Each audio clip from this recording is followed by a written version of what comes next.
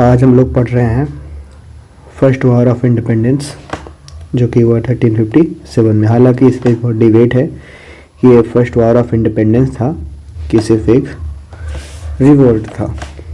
तो पहले हम लोग कुछ वर्ड्स देख लेते हैं जो इस चैप्टर में बार बार आएंगे। पहला वर्ड है म्यूटनी। म्यूटनी का मतलब अगर हिंदी में देखें तो होता है विद्रोह। जब ग्रुप ऑफ सोल्जर्स डिसओबे करते हैं, बात नहीं मानते हैं अपने ऑफिसर्स की आर्मी में, तो उसे हम लोग बोलते हैं एज अ म्यूटनी। दूसरा वर्ड है डॉक्ट्रिन ऑफ लैप्स।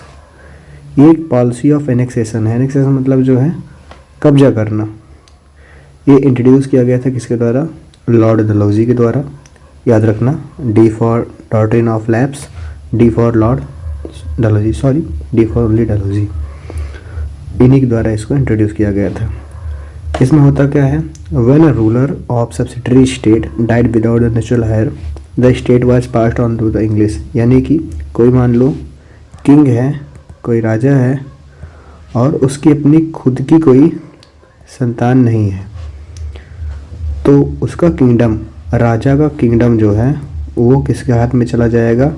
वो डायरेक्टली चला जाएगा ब्रिटिशर्स के हाथ में। और एक चीज़ और कि राजा का अपना खुद का बेटा होना चाहिए, एडॉप्टेड सन अलाउड नहीं था।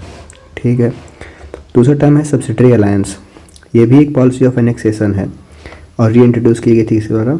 लॉर्ड वेल्लेस्ली के द्वारा। अब government of India act of 1858, इसके द्वारा क्या हुआ था कि जो ईस्ट इंडिया कंपनी थी, बिल्कुल ये कंपनी थी, इंडिया पे यही राज किया करती थी, इसके हाथ से पावर लेकर किसको दे दी गई थी? ब्रिटिश क्राउन को, यानी कि पूरे एक देश को सौंप दी गई थी। उसके अलावा क्वीन विक्टोरियाज प्रोक्लेमेशन, ये इशू किया गया था किसके द्वारा? क्वीन। कब? नवंबर 1858 को। और इसको पढ़ा कौन था? लॉर्ड कैनिंग ने। देख सकते हो, यही है विक्टोरिया प्रोक्लेमेशन। ठीक है, आगे देखते हैं। कुछ इंपॉर्टेंट डेट्स हैं। तो पहली डेट तो 1857 ही है। इसी में जो है आपकी म्यूटनी वगैरह हुई थी। सबसे पहला इसी में वॉर ऑफ इंडिपेंडेंस हुआ था। नेक्स्ट है 1878। 1878 vernacular press act. Vernacular means बेटा लोकल लैंग्वेज। ठीक है, अब इसके बारे में हम लोग आगे देखेंगे। और उसके अलावा 1883 the Ilbert bill. The Ilbert bill. चलो कुछ पर्सनालिटीज़ के बारे में जान लेते हैं जो इस चैप्टर में हमको मिलेंगे। वो हैं पहले मंगल पांडे जी। ये एक ब्राह्मण सिपाही थे। कहाँ पे? ब्रिटिश के लिए काम किया करते थे। बैरकपुर में इनकी जो है पोस्टिंग थी। ठीक है। और जो प्रोटेस्ट था सिपाही का, उसको ये लोग यही हेड किए थे। ठीक है। फिर नाना साहब आते हैं।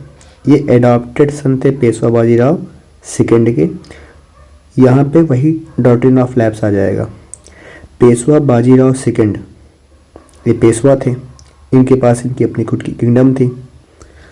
अब ब्रिटिशर्स का क्या था कि अगर आपके पास अपना खुद का कोई बेटा हुआ तभी आपका किंगडम उसको मिलेगा, नहीं हुआ तो आपको नहीं मिलेगा। पेशवा बाजीराव सेकंड की अपनी खुद की कोई संतान थी नहीं। इन्होंने अडॉप्ट किया किसको? नाना साहब को। तो नाना साहब को क्या ब्रिटिशर्स पेशवा बाजीराव सेकंड का किंगडम सौंपेंगे? कभी नहीं सौंपेंगे। और इसके लिए नाना साहब को जो है पेंशन पे उन्होंने ब्रिटिश ने कहाँ भेज दिया था? कानपुर में। ठीक है। ये कानपुर से ही जो है इंडिपेंडेंस लड़ाई जो है लड़े थे। तात्या तोपे एक कमांडर थे, सेनापति थे किसके? नाना साहब के फोर्स के। इधर रानी लक्ष्मीबाई, इनका नाम कौन नहीं सुना होगा। ए क्वीन थी कहाँ की? झांसी की। Lord Dalhousie he perform the annexation of Awadh. Awadh का जो है एनेक्सेशन इन्होंने किया था। अवध को कब्जा इन्होंने किया था। अवध का मतलब यहाँ पे ये अवध। ओके। बाकी queen Victoria the queen of England. The queen of England किस समय थी? जब इंडिया में फर्स्ट वॉर ऑफ इंडिपेंडेंस हुआ था। कब हुआ था? ईयर 1857। चलो, causes and events of the first war of independence.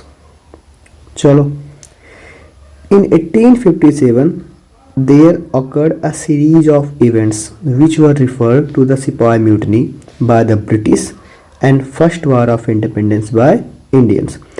तो 1857 में कुछ ऐसी घटनाएं होने लगी थी, कुछ सीरीज ऑफ इवेंट्स होने लगे थे जिसको ब्रिटिश पॉइंट ऑफ व्यू से अगर देखें तो उन्होंने कहा था कि ये सिर्फ एक महज सिपाही म्यूटनी थी, सिपाहियों का कुछ छोटा मोटा ऐसी विद्रोह था। लेकिन अगर भारतीयों की निगाह से देखें तो ये फर्स्ट वॉर ऑफ इंडिपेंडेंस था, यानी कि आज़ादी की पहली लड़ाई। It was much more than mutiny. जाहिर सी बात है ये म्यूटनी से कहीं ज़्यादा बड़ी थी, क्योंकि म्यूटनी में इतने ज़्यादा लोग भाग नहीं लेते हैं जितना भाग इस इंडिपेंडेंस की लड़ाई में लोगों ने लिया था। As a large number of civilians means नागरिक, पीजेंट्स, किसान, रूलर्स, उस समय जो राज करने वाले लोग थे, इन्होंने जो है इस रिवॉल्ट में, इस अपराइजिंग में भाग लिया था। अब अगर छोटा मोटा रिवॉल्ट होता तो क्या इतने लोग भाग लिए थे इसमें? ना लेते। The revolt first began at Barrackpore. कहाँ शुरू हुआ रिवॉल्ट? बैरकपुर में। When most of the Indian soldiers refused to use the cartridges which were rumored to have been greased with the fat of pigs and cows। Revolt शुरू हुआ था बेटा सबसे पहले बैरकपुर में। बात क्या हुई? बात ये हुई कि इंडियन सोल्जर्स को ये कहीं से रूमर मिल गया, ये कहीं से अफवाह मिल गई कि जो कार्टिजेज वो यूज़ कर रहे हैं, जो गोलियां वो लोग यूज़ कर रहे हैं, किस बंदूक की? रॉयल इनफील्ड राइफल की। उन गोलियों में जो है ग्रीसिंग की गई है। किस चीज़ की? पिग्स और काउज की। इनके चर्बियों से जो है तेल निकाला गया है और उसी तेल को ग्रीस के रूप में यूज किया गया है गोलियों में। As a result, Brahmin soldiers named Mangal Pandey led an attack on the adjutant of the 34th native infantry on 29 March 1857। अब क्योंकि यहाँ पे काऊ भी है और पिग्स भी है, दोनों एनिमल अपने अपने तरीके से हिंदूज और मुस्लिम के लिए रिलेटेड है, तो जाहिर सी बात है सोल्जर्स इसको रिफ्यूज करेंगे यूज करने के लिए। इसमें जो सोल्जर्स का नाम निकल के आता है, एक सोल्जर जो थे मंगल पांडे जी, इन्होंने ही जो है इस सब चीज़ की शुरुआत किया। कहाँ पे पोस्ट थी? 34 नेटिव इन्फेंट्री में। और कभी इन्होंने शुरुआत की इस चीज़ की? 29 मार्च 1857। He was arrested. जाहिर सी बात है इन्होंने जो है विद्रोह शुरू किया अपने छावनी में, तो इनको अरेस्ट किया गया और इनको जो है हैंग, इनको फांसी दे दी गई। कब? 8 अप्रैल 1857। With in a month this incidents uprising started in Meerut, Delhi, Kanpur, Lucknow, Jhansi and eight many other places. और जल्द ही जब ये बात और जगह पहुंची कि उनके किसी एक साथी को फांसी दे दी गई है सिर्फ इसलिए कि उन्होंने जो है जो चीज़ें गलत थी उसके खिलाफ आवाज़ उठाई है, तो कई जगह जो है रिवॉल्ट शुरू, कई जगह अपराइजिंग शुरू, जैसे कि मेरठ, दिल्ली, कानपुर, लखनऊ, झांसी। अब देखते हैं कॉजेज ऑफ रिवॉल्ट। तो कॉजेज ऑफ रिवॉल्ट काफ़ी इंपॉर्टेंट है। Military cause, social religious cause, economical cause, ये सब कॉजेज जो है इसमें से 2 या 3 कॉजेज अक्सर कहीं ना कहीं एक आध क्वेश्चन आ ही जाता है। तो पहला है मिलिट्री कॉज। मिलिट्री का मतलब आप जान रहे हो। यहाँ पे बस इतना ध्यान देना है, इसको ध्यान रखना बहुत आसान है। बस इतना ध्यान देना है कि जो भी कॉजेज हम लोग डिस्कस कर रहे हैं वो किससे रिलेटेड है वही समझ लो, आंसर खुद बना लोगे। मिलिट्री कॉजेज, अब हम लोग यहाँ जितने भी कॉजेज पढ़ेंगे ये सब किससे रिलेटेड रहेंगे? मिलिट्री से। चलो, अब कुछ ऐसी चीज़ें हुई जिससे जो इंडियन सोल्जर्स थे उनका एटीट्यूड जो था वो कंपनी के लिए थोड़ा सा बदला। जैसे the Indian and British soldiers were not treated equally.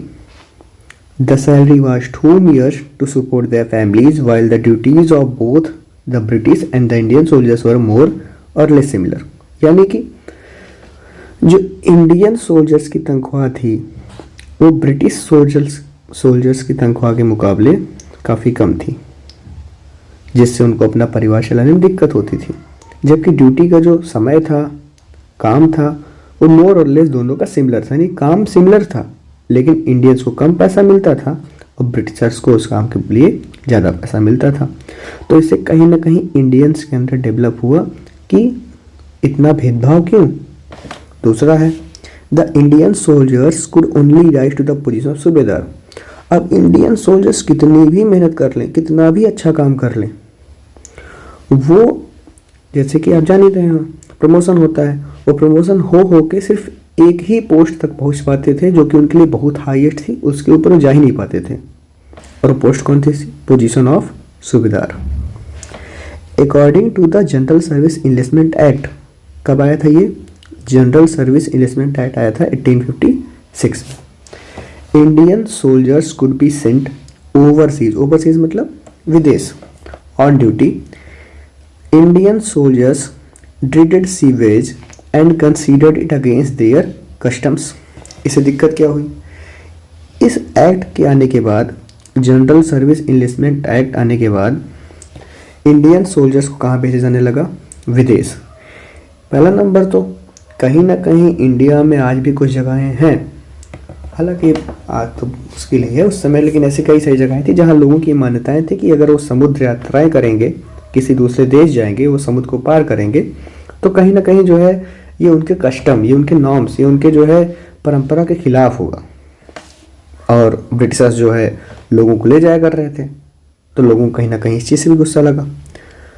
Numerical strength of Indian soldiers which was much higher than the number of the European soldiers which gave encourage to them to fight against the British. अब इन सब चीज़ों से जब हम लोग ने uprising देखी, उस अपराइजिंग के लिए जो मोटिवेशन मिली, वो मोटिवेशन यहाँ से मिली कि जो इंडिया में ब्रिटिश के लिए इंडियन सोल्जर्स काम किया करते थे, उनकी संख्या, उनके नंबर जो ब्रिटिश के लिए ब्रिटिश सोल्जर्स काम किया करते थे उनसे कहीं ज़्यादा थी। तो जब आपका नंबर सामने वाले से नंबर ज़्यादा होगा तो आपके अंदर तो कहीं ना कहीं करेज तो डेवलप होगा ही लड़ाई करने का। आगे देखते हैं।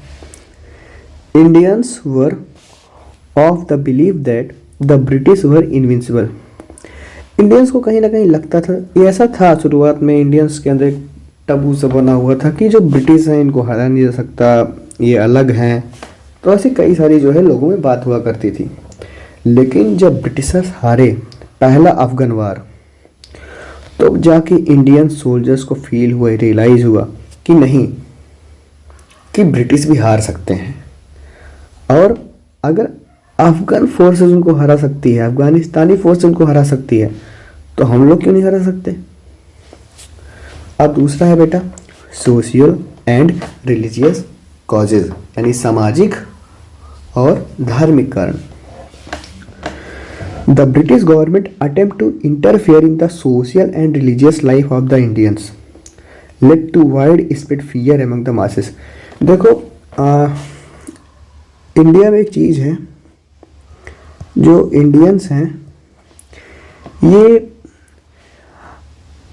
अपने जो एक होता है कस्टम, एक जो होता है रिलीजन, अपने आसपास की चीज़ों से ये काफ़ी ज़्यादा कनेक्टेड फील होते हैं। चीज़ें सही हो या गलत हो वो बात की बात है, उनके कस्टम, उनके नॉर्म्स गलत हो सही हो वो बात की बात है। लेकिन अगर कोई बाहर का आदमी उस कस्टम में इंटरफेयर करता है तो इनको उस चीज़ से दिक्कत होती है, सिंपल सी बात है। और ब्रिटिशर्स जो है इंटरफेयर करने लगे थे हमारे सोशल, सामाजिक और धार्मिक जिंदगी में। इससे कहीं ना कहीं जो है इंडियंस को जो है फियर हुआ, डर लगा कि कहीं ये अंग्रेज हमारे धर्म के साथ, हमारे सामाजिक जीवन के साथ कुछ छेड़खानी न कर दें। और अगर छेड़खानी हुई तो इंडियंस के लिए तो दिक्कत है, क्योंकि हम लोग अपने आसपास एक बबल बनाते हैं, हम लोग को उसी बबल में रहना पसंद है। कोई आउटर फोर्स अगर बबल तोड़ने का प्रयास करती है तो हमको दिक्कत होती है, हमको डर लगता है।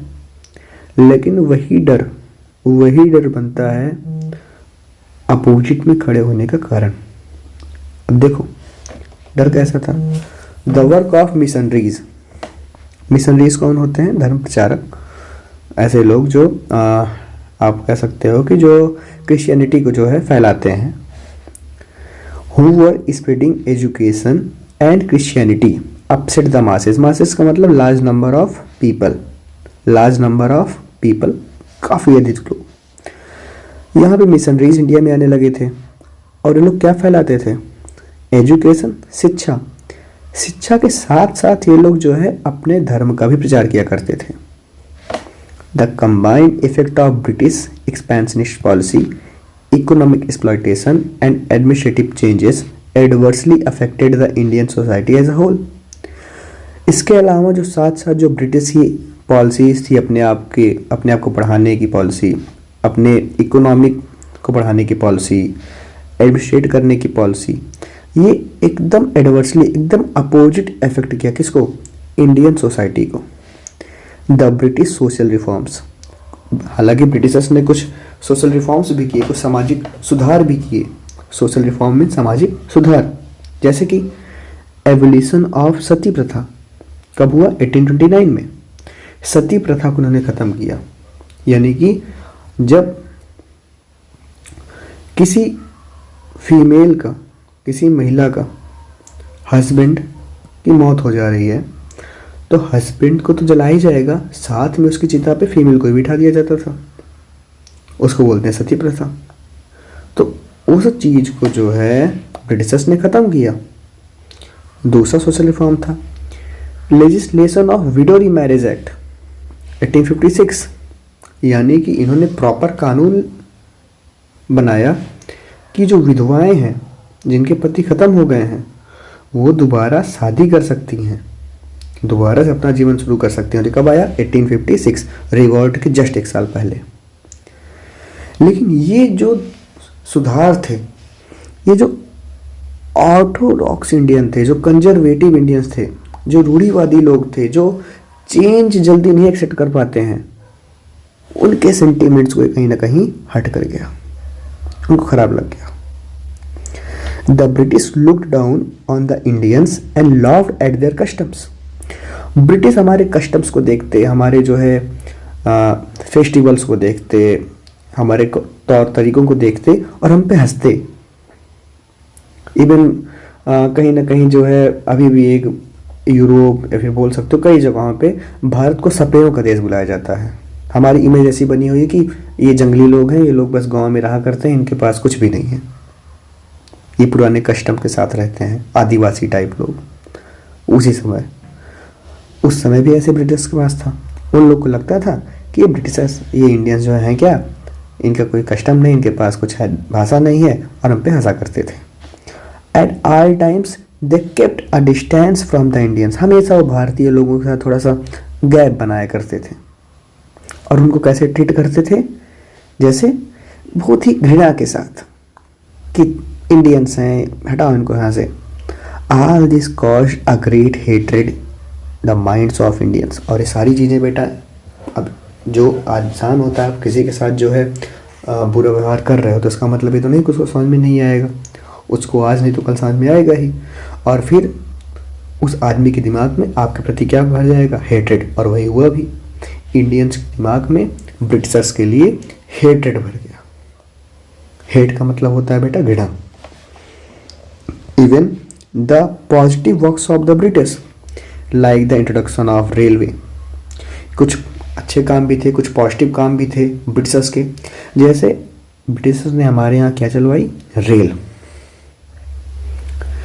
इसको भी इंडियंस लोग को लगा कि ये ब्रिटिशर्स की कोई चाल है, और खासकर जो ऑर्थोडॉक्स इंडियंस थे, जो रूढ़िवादी इंडियंस थे, जो पुरानी विचारधारा के इंडियंस थे, उनको बहुत बुरा लगा। कारण क्या था? अब रेलवे का जो कोच होता है, रेलवे का जो डिब्बा होता है, उस डिब्बे में जो सीट होती है, उस पे एक ही सीट पे एक कोई छोटी जाति वाला आदमी बैठेगा, उसी सीट पे एक कोई बड़ी जाति वाला आदमी बैठेगा।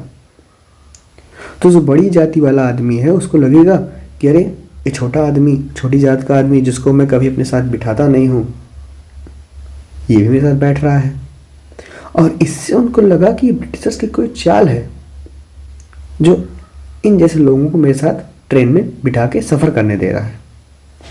उसके अलावा taxes were imposed on temples and mosques.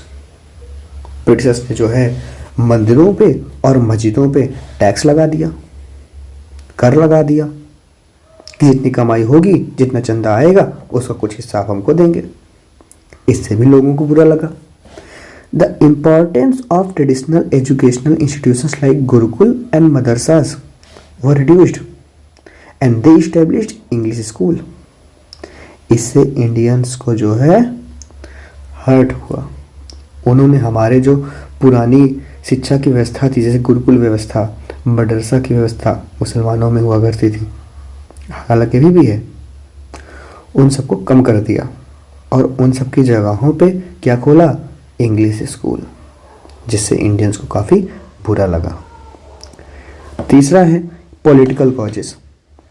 Lord Dalhousie policy of annexation and doctrine of lapse made British very unpopular. The rulers of different states become bitter enemies of the British.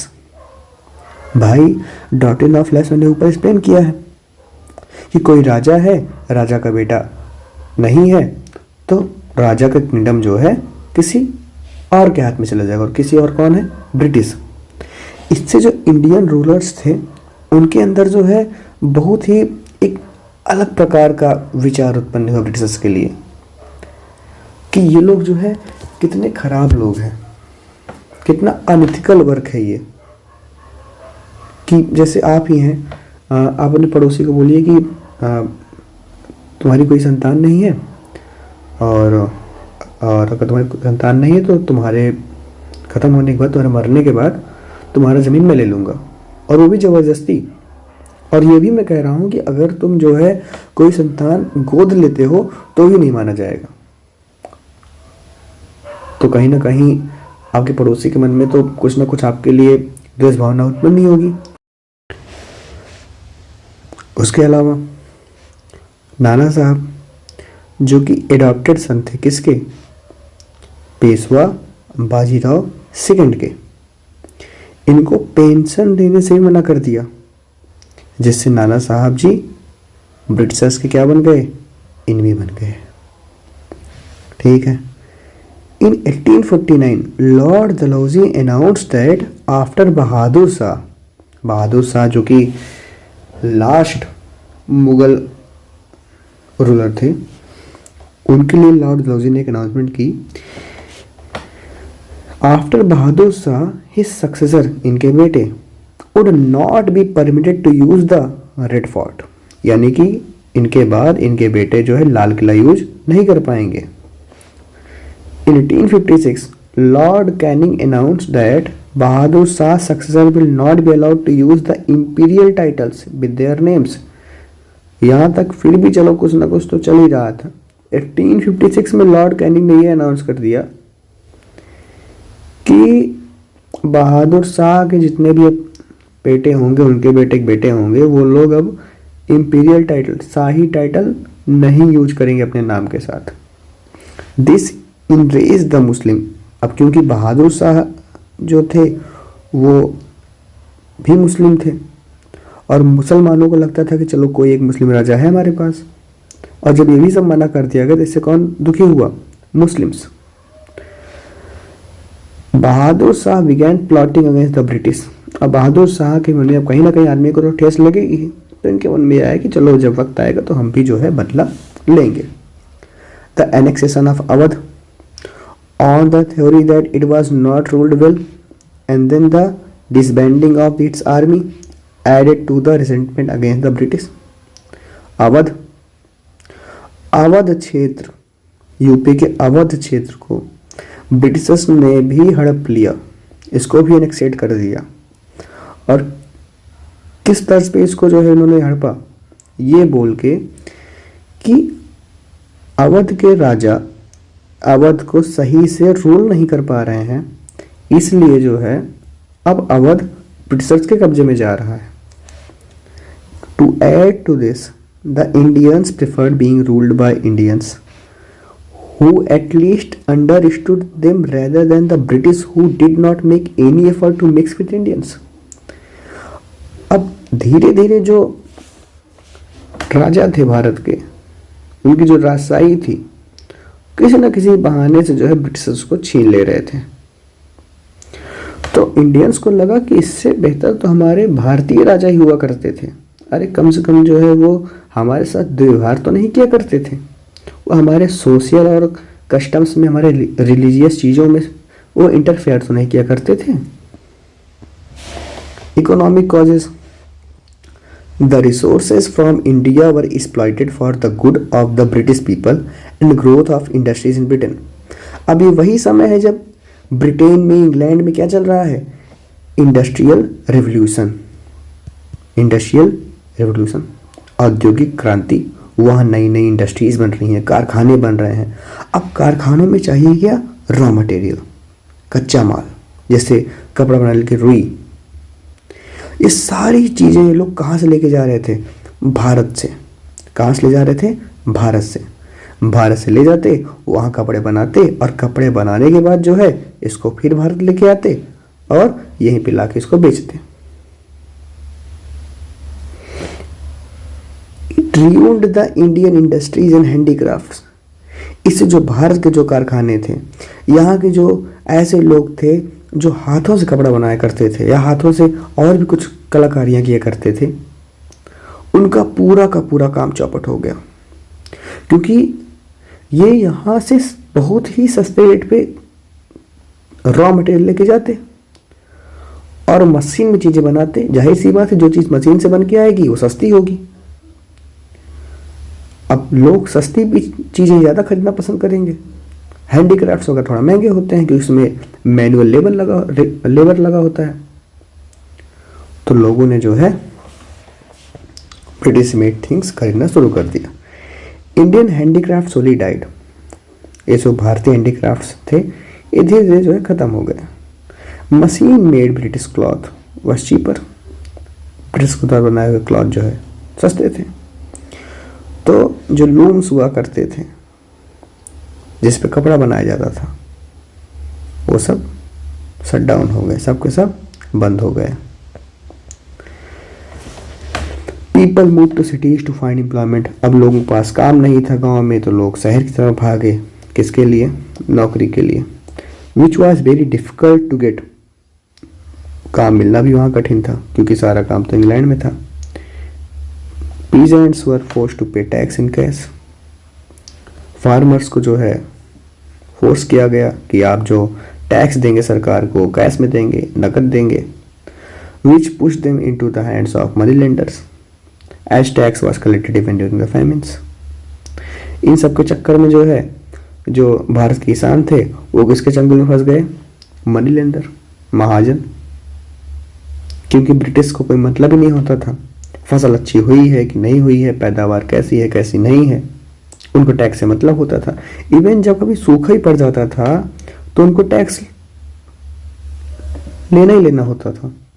अब फार्मर पैसा दे कैसे, किसान पैसा दे कैसे? तो उनको ना चाहते हुए भी किसी न किसी मनी लेंडर के से पैसा उधार लेना पड़ता था। और इतिहास गवाह है, एक बार तुम पैसा ले लिए मनी लेंडर से तो कभी चुका ही नहीं पाओगे, खत्म। इंडिगो, नील, टी, जूट, कॉटन, ओपियम, ये सब जो क्रॉप्स थी ये ब्रिटिश चाहते थे कि इसको भारतीय उगाएं। If the peasants planted anything else there crops were destroyed. और अगर इन सभी चीज़ों को छोड़ के कोई भारतीय किसान चाहे कि कुछ और ला उगा लूँ, जैसे व्हीट उगा लूँ यानी गेहूँ उगा लूँ, पैडी उगा लूँ, चावल उगा लूँ, ताकि कम से कम कुछ नहीं तो मैं इसी को खा के अपना पेट भर सकूं, तो उन सभी क्रॉप्स को ब्रिटिश क्या कर देते? डिस्ट्रॉय कर देते। तो फूड जो खाने की जो सामग्री थी वो कम हो गई। पीपल को काफ़ी जो है सफरिंग हुआ। कई सारा जो है फैमिन, सूखा फैल गया चारों तरफ, तबाही आ गई।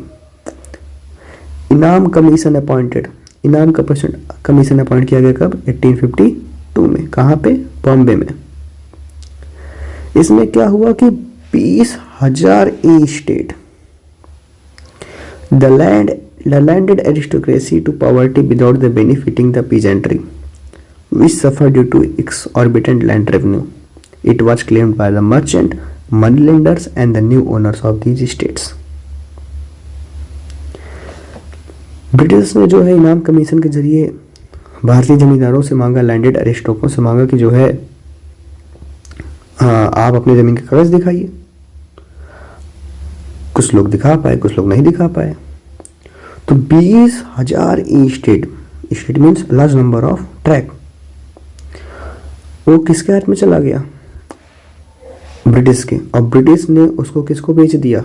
मर्चेंट्स को, मनीलेंडर्स को, जिनके पास पैसा हुआ करता था। और ऐसे कई सारे जो जमींदार थे वो किस में चले गए? पॉवर्टी, गरीबी में।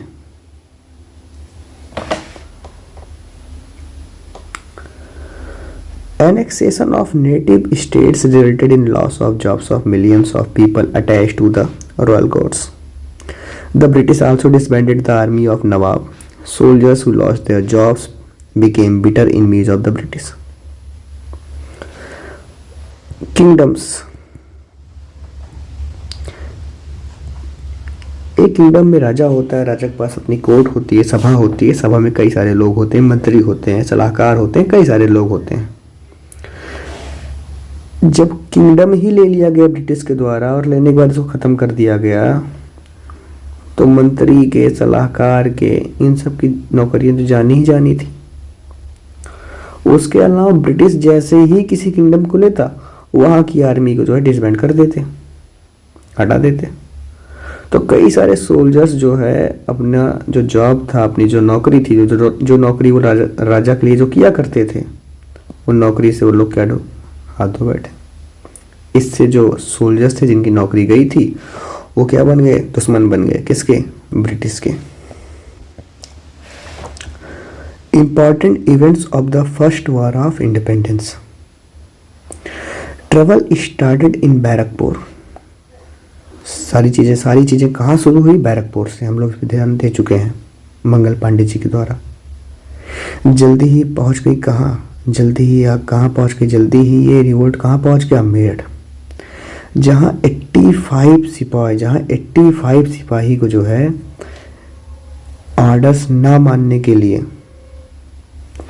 उनके यूनिफॉर्म छीन लिए गए और उनको 10 साल के लिए जेल में डाल दिया गया। सेम केस यहाँ भी था। यहाँ भी जो नई ग्रीस्ड कार्डिजेज आई थी, यही 85 सिपाही मना किए थे, नहीं हम इसको यूज नहीं करेंगे। ब्रिटिशर्स बोले अच्छा हमारी बात नहीं मानोगे, चलो हमारी दी हुई वर्दी उतारो, और 10 साल इनको कहाँ भेज दिया? जेल में। Their colleague freedom. Colleague means साथ में काम करने, कलीग मीन्स साथ में काम करने वाले। ऐसे ही और भी कई जो सोल्जर्स थे, जो इंडियंस थे, उन्होंने जो जेल तोड़ के इनको जो है आज़ाद किया। फिर उसके बाद वहाँ जो ब्रिटिश सोल्जर्स उनका मर्डर कर दिया, उनके घरों को जला दिया। और कहाँ चल दिए? मेरठ से कहाँ चल दिए? दिल्ली की ओर। They seize the city and proclaim the Mughal emperor Bahadur Shah Zafar as emperor of India. पूरी दिल्ली कब्जा कर ली, और दिल्ली में कौन था? बहादुर शाह जफर। इनको बोला कि आप जो है अब क्या हो? एम्परर ऑफ इंडिया हो। अब हम आप ही की बात मानेंगे, आप जो कहोगे वही हम लोग करेंगे। अब बहादुर शाह जफर के अंदर तो कहीं ना कहीं गुस्सा था ही। हम लोग देख ही चुके हैं गुस्सा कारण क्या था।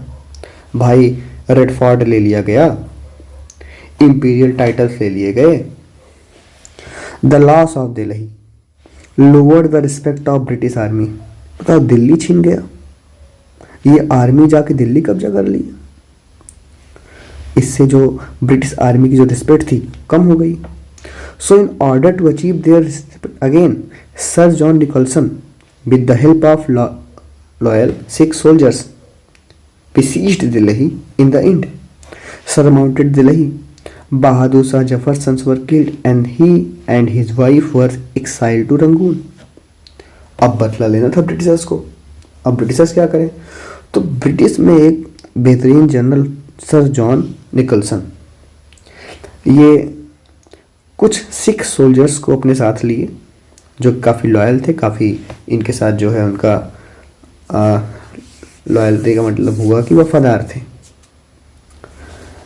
दिल्ली पहुंचे, दिल्ली को दोबारा जो है कब्जे में लिया गया और फिर बहादुर शाह जफर के बेटों को ब्रिटिश ने वहीं मार डाला और उसके बाद बहादुर शाह जफर और इनकी पत्नी को कहाँ भेज दिया गया? रंगून। और फिर वहीं इनकी जो है मौत हो जाती है। किसकी? बहादुर शाह जफर की। बेगम हजरत महल जो कि वाइफ थी किसकी? नवाब ऑफ अवध, जो कि अवध की जो है जो नवाब थे उनकी वाइफ थी। जब हर जगह रिवॉल्ट चालू हो गया तो इन्होंने जो है रिवॉल्ट को लीड किया कहाँ से? लखनऊ से। कब? 30 मई 1857। The city was recaptured by the British in March 1858। लेकिन फिर जैसे दिल्ली के साथ हुआ, लखनऊ को भी ब्रिटिश ने जल्दी कैप्चर कर लिया और बेगम हजरत महल किधर भाग गई? नेपाल बॉर्डर की तरफ। झांसी कहानी। रेवेलियन वाज लेड बाय रानी लक्ष्मीबाई। झांसी में कौन रेवल को लीड कर रहा था? रानी लक्ष्मीबाई। वहां पे जो है सर ह्यू रॉस के खिलाफ ने लड़ाई लड़ी। झांसी जब इन्होंने छोड़ा तो इनको मिले तात्या तोपे। कहाँ पे? कल्पी पे। तात्या तोपे थे कौन? ये जो है सेनापति या फिर बोल सकते हो जनरल थे। किसके? नाना साहब के। जनरल मतलब साथ दिया करते थे, उनके लिए लोग इकट्ठा करते थे। She fought courageously but died while fighting. ये काफ़ी जो है करेज के साथ लड़ाई लड़ी, काफ़ी जो है हिम्मत के साथ लड़ाई लड़ी, लेकिन आखिरी में तो है लड़ाई करते हुए ही इनकी मृत्यु हो गई रानी लक्ष्मीबाई जी की। कानपुर में कौन बैठा है? नाना साहब। इनके अंदर ऑलरेडी खुन्नस भरा हुआ है। इनके कमांडर वहां पे कौन थे? तात्या तोपे।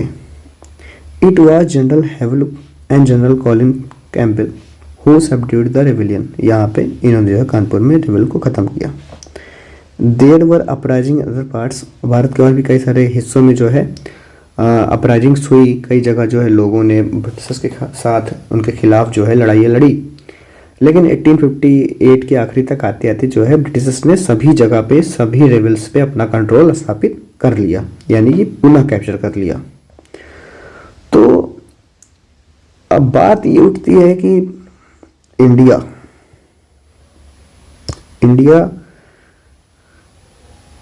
में कोई बाहर से आके मुट्ठी भर सिपाही लेके इसको फिर से कैसे कैप्चर कर सकता है? तो क्या थे वो कॉज ऑफ फेलियर्स? क्यों हम लोग फेल हुए? तो उसको समझते हैं। The Indians had no common defined गोल।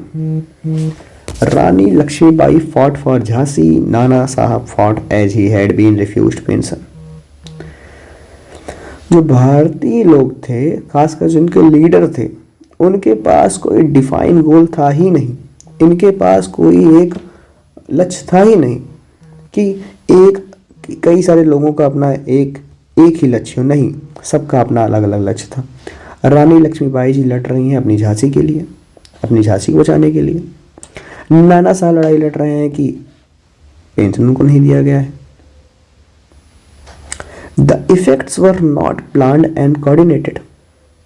कोई प्लानिंग ही नहीं थी, कोई कोऑर्डिनेशन ही नहीं था कि रानी लक्ष्मीबाई कोऑर्डिनेट की हो बहादुर शाह जफर को या बहादुर शाह जफर कोऑर्डिनेट की हो नाना साहब को। कोई कोऑर्डिनेशन नहीं है, लैक ऑफ कोऑर्डिनेशन, कोई टीम वर्क ही नहीं था। Only a few Indians leaders help each other. कुछ ही भारतीय लीडर्स थे जो एक दूसरे के साथ कोऑर्डिनेट करके चल रहे थे, गिनती के। One such incident was that of Tatya Tope who went to help Rani Jhansi in trouble while the British were always helping each other. एक ऐसा एग्जाम्पल है जहां पे तात्या तोपे जो कि कमांडर थे किसके? नाना साहब के, वो मदद करने गए थे किसकी? रानी लक्ष्मीबाई जी की। उसी तरफ हमारे इनमी ब्रिटिश, वो हमेशा एक दूसरे की हेल्प कर रहे, लड़ाई में कोऑर्डिनेट कर रहे थे। The British had specious military generals. उनके जो सेनापति थे, जो उनके जो लोगों को, जो लोग कमांड कर रहे थे, लीडर कर रहे थे, जो लीड कर रहे थे, वो थे जनरल हैवलुक, जनरल कॉलिन चैंपबेल, यानी बहुत एक्सपीरियंस्ड लोग थे। उसी जगह इंडियन लीडर्स वर ब्रेव, भारतीय जो लीडर्स थे वो ब्रेव थे, इसमें कोई दो राय थी ही नहीं। Few were expert in military planning, और कुछ ऐसे भी थे जो मिलिट्री प्लानिंग में जो है काफी एक्सपर्ट भी थे। The British had the latest gun, ammunition and money to finance their efforts, while the Indians did not have enough guns and hardly some money to finance themselves. फिर युद्ध में जो दूसरी बड़ी चीज आती है वो ये है कि आपके पास हथियार कौन से हैं। ब्रिटिश के पास जो है आधुनिक बंदूकें थी, हथियार थे, बम थे, गोले थे, पैसा था। वही दूसरी तरफ भारतीयों के पास न ज्यादा बंदूकें थी, न ज्यादा पैसा था। अब देखते हैं consequences of the first war of independence. चलो, तो सबसे पहला जो चेंज आया, जो इफेक्ट आया, political and administrative effects. The first significant result of the revolt was the end of rule of east India company. तो सबसे पहला जो इसका चेंज था, जो सबसे बड़ा चेंज था, वो ये था कि east India company EIC Bharat में 1858 तक कौन रूल किया? एक कंपनी ने रूल किया। अब उस कंपनी का रूल खत्म हो गया। अब पूरी ताकत किसके हाथ में चली गई? ब्रिटिश के हाथ में। किसके हाथ में? British. By Act for Better Government to India passed in August 1858, India came under the rule of British monarch. Queen Victoria and Lord Canning was the first viceroy of India. Lord Canning was the first viceroy of India. The policy of annexation was put on hold. अब जो policy of annexation था, जो कब्जे करने की जो नीति थी कि भारत की कितनी जमीनों को, कितने राज्यों को कब्जा कर लिया जाए, उसको होल्ड पे रखा गया। होल्ड का मतलब क्या हुआ कि अभी इसको अब रोक देते हैं। Doctrine of lapse was abolished, जो एक नियम बना हुआ था doctrine of lapse Lord Dalhousie के द्वारा, उसको एबॉलिश कर दिया गया, उसको खत्म कर दिया गया। It was declared that all treaties would be honoured, ये भी डिक्लेयर किया गया कि अब जो भी समझौता होगा सबका सम्मान किया जाएगा। The proclamation declared that the British would not interfere in the social and religious affairs of the Indians. जो प्रोक्लेमेशन आया, जो विक्टोरिया प्रोक्लेमेशन आया, उसमें ये भी डिक्लेयर किया गया कि अब जो ब्रिटिश हैं वो भारत के सोशल और रिलीजियस मैटर में, अफेयर में इंटरफेयर नहीं करेंगे, जैसा आपकी मर्जी हो करिए। After 1858, the British continued their policy of divide and rule by giving special protection and concession into the princely states, encouraging hatred and ill feelings among the Hindus and Muslim. लेकिन 1858 के बाद, इतना कहने के बाद भी ब्रिटिश अपने काम में लगे हुए थे। अब वो एक नई चीज उठाए, एक नई पॉलिसी अपनाए, डिवाइड एंड रूल, यानी कि लोगों को बांटो और राज करो। लोगों को ऐसी चीजों में उलझाए रहो कि वो तुम्हें देख ही ना पाए, तुम्हें ध्यान ही ना दे पाए कि अरे ये आदमी क्या कर रहा है।